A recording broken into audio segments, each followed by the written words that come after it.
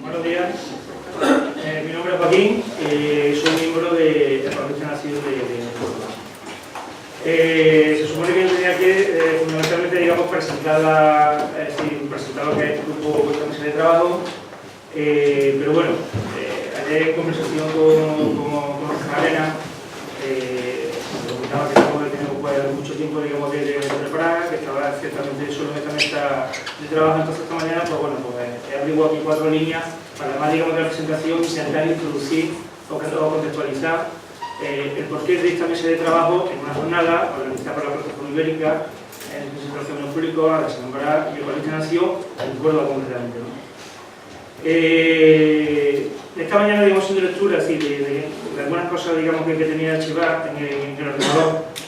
Hay algunos estudiosos, así fundamentalmente geógrafos, que han hecho, que se han especializado en el estudio, ¿no? En el estudio de lo que es, bueno, digamos, los espacios rurales, los espacios, digamos, de naturaleza forestal.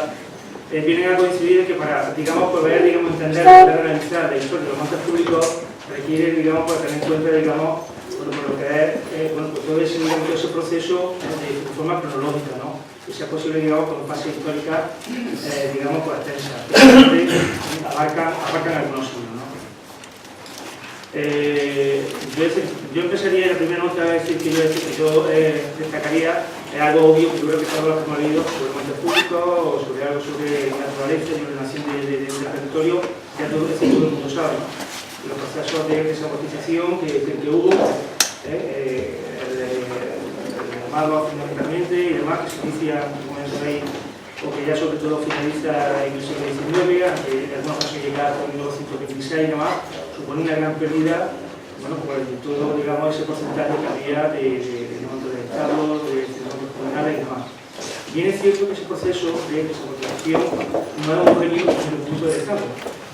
Después ya, digamos, características o hay ya una serie, digamos, de actores que tienen más capacidad de influencia y de intervención, y ese proceso de desamortización es más acusado, más intenso que una comunidad autónoma, entre ellas Andalucía, ¿no?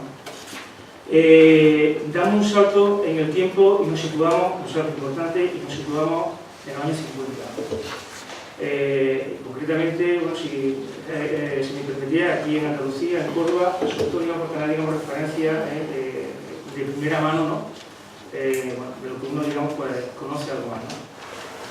Como todo también es obvio y estoy convencido de que todos sabemos, por lo menos así lo hemos leído, lo hemos escuchado a los mayores, años 50-60, una crisis, una hecatombe, un hundimiento de lo que es el sistema, bueno, pues, agro-silvopastoral, es decir, sobre todo en la zona serrana, el hundimiento de lo que es esa economía rural, de subsistencia, condiciones precarias.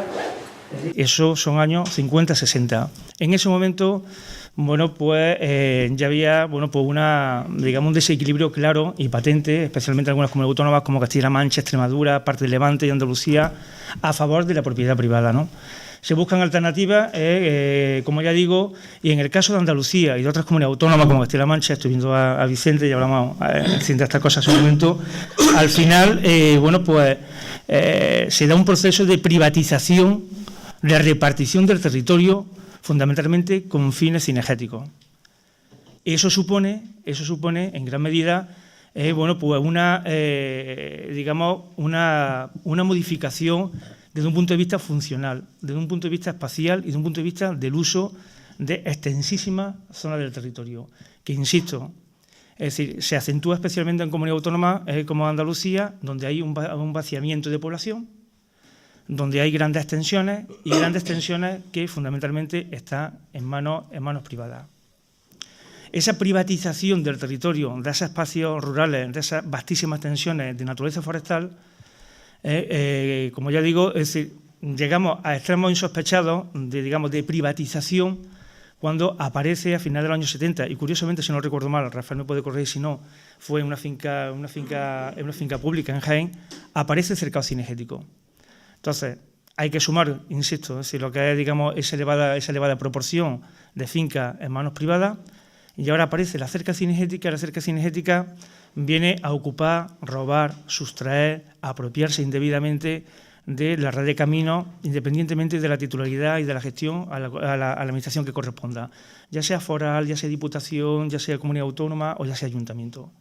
Pero es que además la cerca cinegética también, que lleva, digamos, al extremo físico de lo que es la ocupación de estos espacios, bueno, pues, es decir, que en cierta medida, pues, ilegalmente son públicos, que también se llega, digamos, a obstaculizar el paso probablemente a algunos cientos o miles de kilómetros de cauces y de masas de aguas continentales.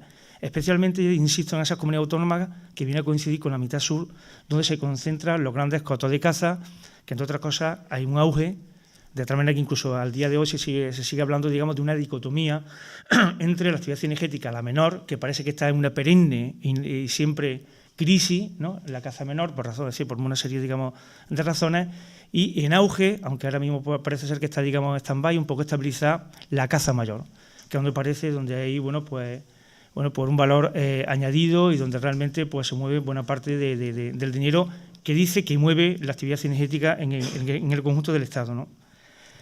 Coincidiendo con todo esto, en España, digamos, se da pues, muchos fenómenos, digamos, sociológicos, normalmente con ciertos retrasos.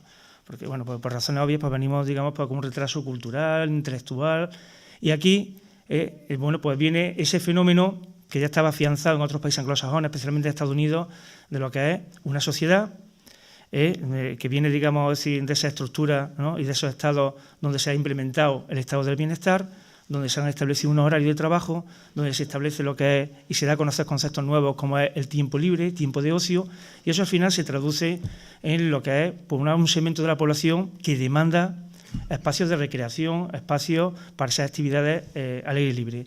Digo que esto es un proceso es decir, que se va introduciendo en España aproximadamente en los años 70, 80, que viene a coincidir con esa repartición, con esa privatización masiva de lo que son esos espacios rurales con fines fundamentalmente cinegéticos.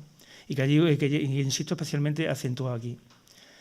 En esa época viene a coincidir probablemente con la etapa más floreciente y con el resurgimiento de cientos de pequeños grupos ambientalistas, ecologistas, conservacionistas, como queramos llamarlo. Algunos de esos grupos tienen una vocación, o casi todos los grupos tienen una vocación inicialmente conservacionista. Quiero decir, hacer trabajo fundamentalmente relacionado con la conservación de la naturaleza. Tiene su lógica. Es el comienzo de estos grupos y también en aquel entonces, bueno, pues había una administración que fundamentalmente era o exclusivamente el ICONA, como recordaréis los más mayores, que somos la mayoría de los que estamos aquí, y después hay un proceso de transferencia al Estado, del Estado a las comunidades autónomas, y bueno, hay un reparto de competencias en distintos, digamos, instancias administrativas que siguen de forma residual, fruto de lo que es una estructura administrativa central, y bueno, el caso es que parecía lógico que, bueno, porque esos primeros pasos de esas primeras organizaciones, que muy pequeñitas, pero repartidas en cientos por todo el Estado, tuvieran, digamos, una vocación de trabajar en temas de conservación, de fauna, de flora, bueno, pues de espacios naturales protegidos y demás. Otra cosa porque había una administración que estaba empezando a funcionar, que es que la maquinaria burocrática, administrativa, de gestión y de ordenación, es decir, de las comunidades autónomas, estaban por hacer. Es decir, que no tiene que ver lo que ahora mismo es la delegación provincial, la consejería, los servicios centrales de una consejería aquí en Andalucía, con las delegaciones que había de la Agencia de Medio Ambiente en aquel entonces, que eran 4 oficinas y 8 personas. Así, eso era la realidad en el año 84, 85, 86, ¿no? Ahí viene a coincidir, como ya digo, por un lado, dentro de las organizaciones, la gente más comprometida, más sensibilizada, en algunos casos también con formación, que, digamos, rescatan del olvido lo que es el sentimiento, digamos, y la defensa del bien común. Que aquí en estas tierras es complicado tener, digamos, ese concepto. Otra cosa porque todo fundamentalmente es privado. Y aquí cuando hablaba con los paisanos y salía ardiendo alguna finca, pues gente de pueblos de por aquí, de Posada, de Almodóvar, de Villaviciosa, decían que va el señorito a pagar la finca. Porque ese sentimiento, digamos, de bien común era ciertamente escaso, ¿no? Porque era difícil, ¿no? Entonces, decir, como yo digo, pues que había una parte, digamos, que la gente que estaba normalmente vinculada, asociada a estos colectivos, que tenía, digamos, esa visión de defensa del bien común, un tanto olvidado, y después estaba un grupo de gente que simplemente, llanamente, bueno, lo que quería es que se suba al carro, digamos, pues de las ganas de interés de esas actividades en el medio natural y que veía que salvo 4 sitios contaditos de fincas que estaban semi-abandonadas, donde no estaban acotadas, que son las mínimas, sitios muy próximos a los núcleos de población y alguna que otra finquita pública, es decir, que con alguna área recreativa heredada de la época del ICONA, por ejemplo, Parque Forestal de los Villares, Pues eso es lo que había en aquel entonces. Entonces, en buena lógica, había un grupo de gente, digamos, de esta parte, es decir, de una parte digamos, de la sociedad que se suma, digamos, a la lucha y a la reivindicación bueno, pues, de la recuperación de las vías pecuarias. Y ahí durante mucho tiempo se centra es decir, digamos, la actividad, digamos, de presión y de lucha a las administraciones y también a esos actores privados que actúan, en este caso, remando en dirección contraria a lo que es el interés general, ¿no? Y yo digo, y entonces ahí ya, bueno, pues conseguimos derogar una ley de vías pecuarias desamortizadora, clarísimamente, me refiero a la predemocrática, la que estuvo operando durante los años 50, 60, 70, ¿no? Y 80. Afortunadamente se aprueba una ley básica, no es casualidad de que se apruebe esa ley básica de vías pecuarias en el año 95, si no recuerdo más, es fruto en gran medida de una sensibilidad y una preocupación a nivel de administración, pero sobre todo de un empuje y mucho pinchar de varios colectivos que han trabajado mucho en temas de conservación y gente muy concreta, es decir, que han estado, digamos, presionando y trabajando mucho en los últimos 25 o 30 años, ¿no? Y después las comunidades autónomas lo que han hecho ha sido adaptar, han ido digamos, pues desarrollando normativas, aprobando normativas, sus propias leyes, sus propios decretos a nivel de comunidad autónoma, como ha sido el caso de Andalucía. Y como ya digo, ahí nos hemos mantenido durante muchísimo tiempo. Es decir, vías pecuarias, caminos públicos y demás. Ahora yo veo que estamos en un momento, digamos, de cierta parálisis. Parálisis. ¿Por qué? Fundamentalmente, pues porque a nivel político las prioridades parece ser que son otras, en cierta medida pudiera estar justificado. Es decir, que ahora mismo pues, la preocupación sea sanidad, educación, todo lo relacionado con asuntos sociales y demás, ante un recorte y ante, digamos, ¿no? ante la pérdida, digamos, de liquidez para dar salida, digamos, a realidades sociales, ¿no? Es decir, que nos golpean a diario, ¿no? Y después también, evidentemente, eso implica una menor disponibilidad de recursos de todo tipo, tanto humanos, es decir, como económicos. De tal manera que ahora mismo, y creo que alguien me comentaba, no sé exactamente quién ha sido, que haya un poco la sensación de la reunión que hubo ayer o de la exposición sobre las pecuarias de cierto desencanto, de cierta manera la confirmación de que estamos en un momento de bloqueo que hemos pasado, es decir, pues de comunidades autónomas, como en el caso de Andalucía o Extremadura, que aprueban planes de ordenación, es decir, al comienzo de esta centuria, que establecen proyectos, digamos, redactan proyectos muy ambiciosos, lo dotan económicamente, en muchos casos, digamos, con fondos europeos y demás, que se consiguen cosas, pero que ahora mismo, al día de hoy, el personal que trabaja en vías pecuarias se ha quedado en una cuarta parte y el presupuesto, yo no sé este año, el año pasado, cuando le preguntaba al delegado en el caso de Córdoba, era 0 euros, no había ni un céntimo de euro, digamos, asignado a lo que es el departamento, el área o el servicio de vías pecuarias, ¿no? Digamos, esa es la realidad, ¿no?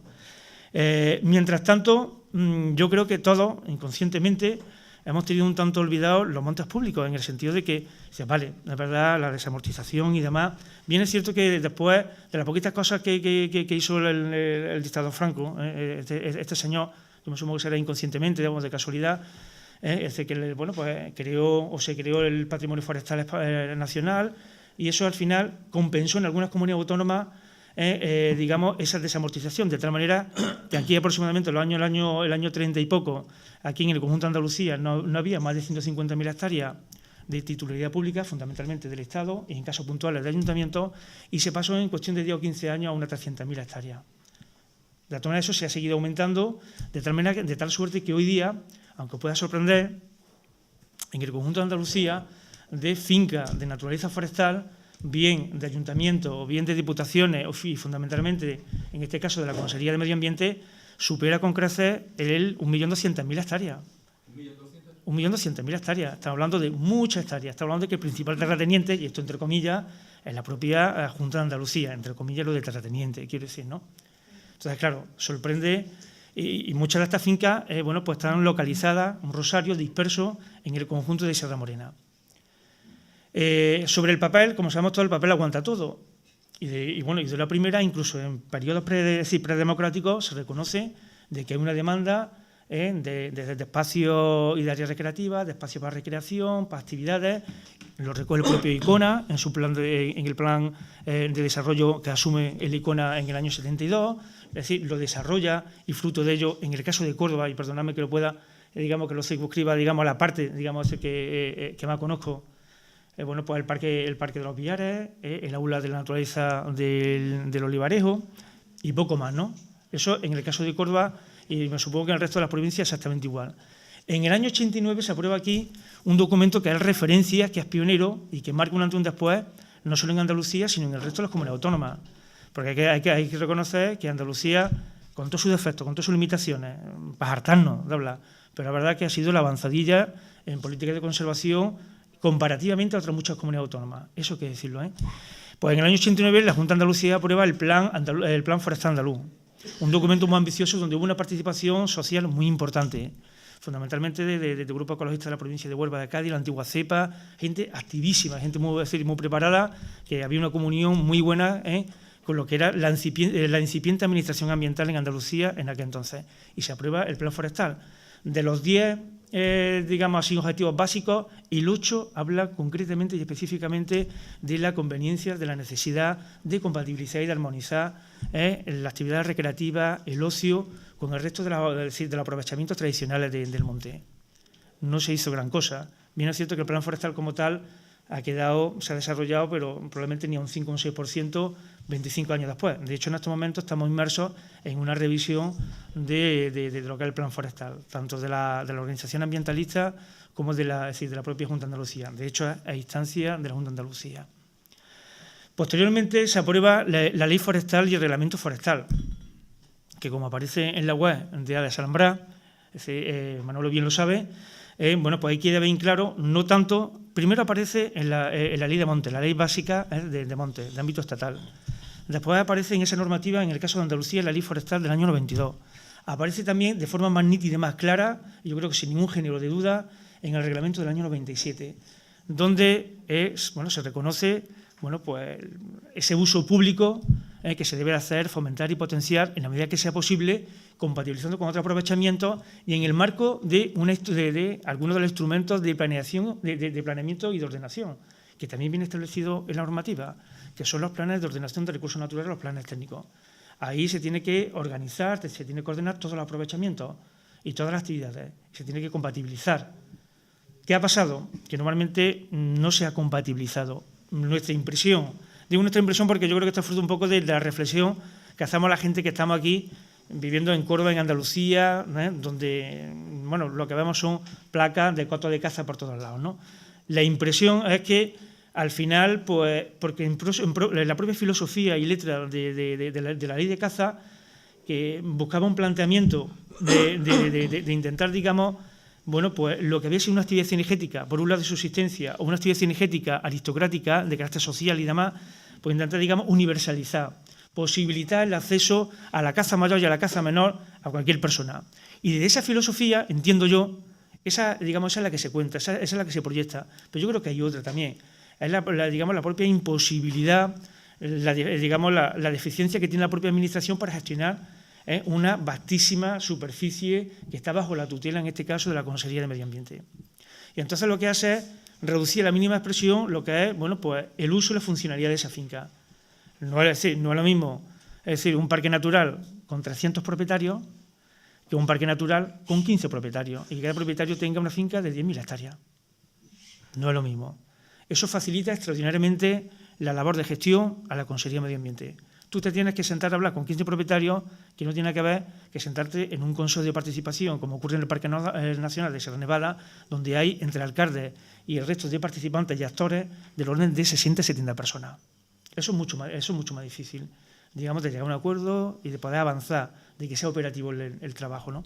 Entonces, entre una razón u otra, pues al final, la finca, los montes públicos, la sensación es que fundamentalmente se ha dedicado dándole esa salida y posibilitando que la gente, digamos, de condiciones económicas más precarias o más normales puedan, cazar, no solo practicar la caza menor, que normalmente se ha asociado a cavas más populares desde un punto de vista, digamos, sociológico, sino también el planteamiento es que la gente pueda también cazar ciervos, jabalíes, caza mayor en definitiva, a personas que no sean tan pudientes. Y la manera de intentar de canalizar parcialmente esa demanda, que se ha entendido desde la Administración, que había que darle salida, era utilizar las fincas públicas. Si además podemos legalmente, porque así se hace legalmente, licitar esa finca y hacemos una cesión de manejo, de gestión de esa finca, pues nos quitamos, entre comillas, un muerto de encima, ¿no? En el sentido de que al final pues se suele ceder a esa sociedad de cazadores Esas sociedades de cazadores, las que pueden, la mayoría, de una manera u otra, precaria o no precaria, mantienen una guardería, especialmente los meses previos a la montería o a las batidas, y al final hay serias y extraordinarias dificultades para poder dar un paseo por el campo, por cualquier finca pública. Ya hablo de Córdoba, hablo en primera persona, pero yo creo que probablemente es extensible en el conjunto de Sierra Morena, donde ya digo, ahí el manejo y el enfoque es fundamentalmente con fines cinegéticos. Yo cuento como anécdota, es decir, que yo creo que ha sido con 40 y pocos años la primera vez que yo he entrado a una finca pública con autorización. Y prácticamente he entrado a todas, de una manera u otra, ¿no? Prácticamente todas. Con autorización. Ha sido con 41 años, con 42 años, ¿no? Tengo 47. Y ha sido a través de, en una ocasión, pues pidiendo autorización para hacer un estudio que estamos haciendo hace ya algunos años sobre el tema del lobo, y posteriormente a través del trabajo para organizar salida de campo, digamos, pues en este caso en el ámbito laboral, ¿no? Esa es, digamos, yo creo que es una realidad que no creo que sea ni muy disparatada ni sea muy diferente a la experiencia que probablemente tenga el grueso de las personas o colectivos que a título particular hayan intentado decir vamos a salir y vamos a conocer fincas públicas, ¿no? Parecía que las cosas iban a cambiar en los últimos 2 años con un proyecto, y acabo, un proyecto piloto, que digo piloto porque está en la fase experimental, que son los PGI. Que si está por aquí Armando y compañía, es decir, bueno, nosotros hemos hecho 4 pinceladas de aquí de Córdoba, son los planes de gestión integral. Parece que, en cierta manera, se renuncia, entre comillas, a los instrumentos de planificación y ordenación que establece la ley forestal y la ley y lo que es su reglamento, y se apuesta por los PGI. Los PGI es como los planes generales de muchas ciudades, incluida la de Córdoba, que se engendran, ¿no? Se engendran en lo que es en el boom inmobiliario, y entonces, claro, ahí nos va, ¿no? Y entonces los PGI, mi impresión es que también se engendra y mama en plena crisis o en plena estafa económica. Entonces yo creo que el planteamiento de esos PGI es vamos a integrar definitivamente, por fin, todos los aprovechamientos con un objetivo. Primero, de intentar dar cabida a otro uso. En teoría, uso recreativo, uso turístico, que tenga, digamos, un afán, digamos, lucrativo comercial, y después a ver si es posible que por lo menos no nos cueste los dineros mantener la finca. No sea que a alguien se le ocurra hacer lo que se está haciendo en Castilla-La Mancha o pretendió en su momento el anterior equipo de gobierno, que era enajenar y desafectar y vender por 4 duros el poco patrimonio forestal que había allí en Castilla-La Mancha, ¿no? Cospedal y compañía. Aquí, afortunadamente, en principio, al menos finca de naturaleza forestal no hay intención, que sepamos nosotros. Y yo creo que un poco en clave preventiva, y equivocadamente pienso, pues el planteamiento es, por lo menos, que no nos cueste dinero. Es decir, si no le sacamos dinero a la finca, por lo menos que no nos cueste los dinero. Y para eso, otra vez, se vuelve a incentivar la actividad cinegética. De tal suerte que hay fincas que aquí no se monteaban, no se cazaban, en las cuales se han hecho actuaciones que se ha invertido mucho dinero, fundamentalmente con fondos comunitarios, en áreas recreativas. Yo estoy pensando en Cabezaguda, en Villaviciosa de Córdoba, una finca de 4.000 hectáreas, 4.200 hectáreas, con rincones muy bonitos, donde 20 y tantos años después pues se deciden montearla. Y la montea, y entonces, pues claro, ahí ya aparece lo que es el manejo, digamos, cinegético, y probablemente, pues, más pronto que tarde, llegará, digamos, el conflicto y la, entre comillas, incompatibilidad de lo que es, digamos, la actividad recreativa, el senderismo, el pasear, el paseo contemplativo, con lo que es los intereses cinegéticos. Y al final, aquí en Córdoba, que hay una marca de estacionalidad de uso de estos espacios, que viene a coincidir en el tiempo que no hace 45 grados a la sombra, viene a coincidir con los meses del periodo general de caza. Así que normalmente es octubre hasta marzo. Eso, digamos, es así históricamente. Ahora los cazadores son unos espabilados y ahora están consiguiendo, entre unas cosas y otras, que al final el periodo de caza, el periodo hábil de caza, se está alargando hasta el orden de 6, 7 y 8 meses en algunas comunidades autónomas, de tal manera que al final, con el escenario de caza y con otras cosas, puede estar pegando tiros 9 meses al año. Pero bueno, digamos que aquí viene a coincidir el periodo más benigno para salir al campo, mejorar temperaturas, con, digamos, el momento álgido de lo que es la actividad cinegética por excelencia en Sierra Morena, que es la caza mayor, ya sea batida de jabalí, ya sea montería y demás. Pero eso en Cabezaguda, y hay otra finca preciosa, la Arconnocosa, es decir, que yo la verdad no la conocía, es decir, yo no sabía ni que existía la finca hasta hace 3 o 4 años. La finca preciosa, 1.000 hectáreas, en algunos casos rodeada de olivos, una maravilla de finca. pateadísima del Fortimio porque está completamente abandonada por parte de la administración, no había guardería, y entonces ahí la han machacado literalmente los furtivos, ¿no? Hablando con la gente, con uno y con otro, ¿no? Y afortunadamente ya la administración le ha metido mano, hay guardería, vamos, que básicamente lo que cogen es un señor ya un poquito mayor del Infoca, que está un hombre ya así un poquito más fastidiadillo, y con un 4x4 pues, en horario de mañana lo ponen allí. Bueno, que algo, ¿no? Y es verdad que hay un proyecto, están rehabilitando allí un cortijo, una serie de cosas, ¿no?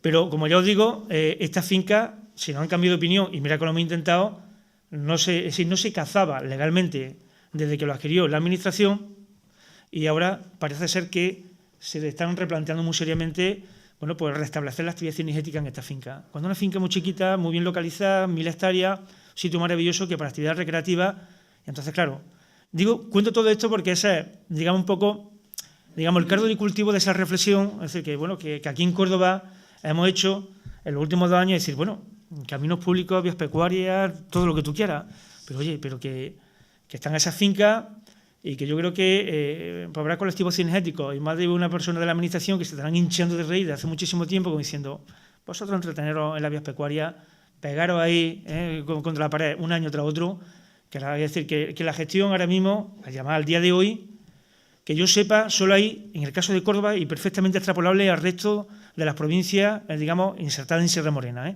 y de sus fincas públicas.